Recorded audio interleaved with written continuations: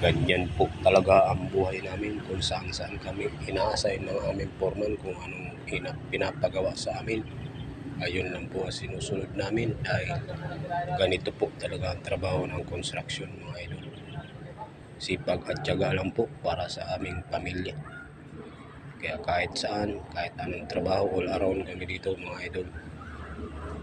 Sana po huwag po kayo magsawang sumuporta. Maraming salamat po sa inyong panunood, mga idol. At lagi po sana kayong sumuporta.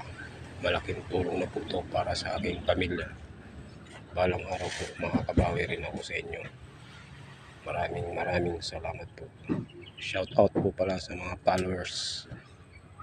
Sa mga followers ko na walang sawang sumusubaybay. Gagawa po tayo ng marami pang video, mga idol. Ayan po, napakarupok po ng yero. Tinatanggal po namin ang yero. Napakadumi. Mga laglag na dahon ng puno. Tinanggal po namin. Kunting kilos po lang namin dito, mahulog kami sa baba. Kaya po dahan-dahan lang kilos namin pagtanggal ng mga yero dito. Pakahirap po talaga magdimulis. Ito po yung barracks namin. Pinapag-ibaan po sa amin, mga idol. Maraming salamat po sa panonood nyo. See you next time po. Gagawa tayo ng maraming video. Salamat po.